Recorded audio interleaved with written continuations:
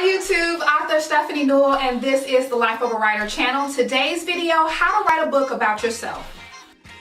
So if you want to connect with readers and sell more books, make sure to subscribe and get new content to your inbox every Tuesday. But in this video, I'm going to be sharing 5 tips that writers need to know in order to be successful. By implementing these simple tips in your manuscript, it will help you to share your story and inspire your readers. So let's get started. So let's start with the basics. A memoir is a type of autobiography that focuses on a portion of a person's life, a historic event, or a thing. So in most cases, when you hear someone say that they want to write a book about their own life, they're talking about writing a memoir. Tip number 1, give some consideration to the life experiences that you want to share in your memoir. Now remember, there should be a theme that runs through your book. For some of you, you may have one theme, such as depression. For others of you, you may have several themes. Maybe you've experienced a trauma and that's the reason why you want to share your story. But remember what your theme is when you're picking out those life experiences that you want to share, because everything won't be able to go in this particular book. So make sure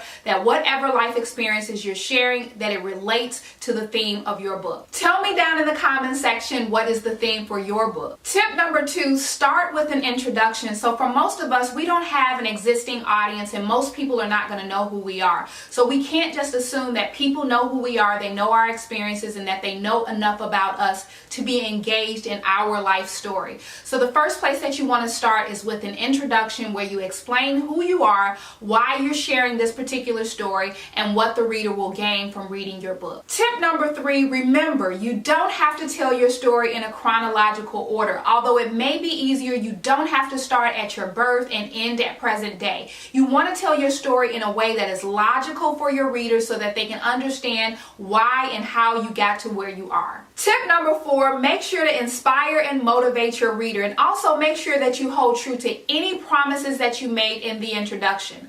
So let's say, for example, you are sharing your experiences about some financial difficulties you may have had in your life. Remember why the reader is reading your book. They don't want to just know about your financial difficulties. They also want to know how you overcame those difficulties. So remember to inspire and motivate when you're writing your book. Tip number 5, be honest and transparent in sharing your story. So obviously you're not obligated to share any aspect of your life, but when you're sharing different aspects of your story with your readers, make sure you're doing so in a truthful and authentic manner, because that resonates so much better with the reader. If you want to connect with readers and sell more books, make sure to subscribe. But in the meantime, check out my latest video, How to Write a Book for Beginners, where I share the first 5 steps for writing a book. As always, all of my social media links will be in the description box below. If you're looking to hire me as your writing coach, you will find that information there as well. And I look forward to talking with you in my next video.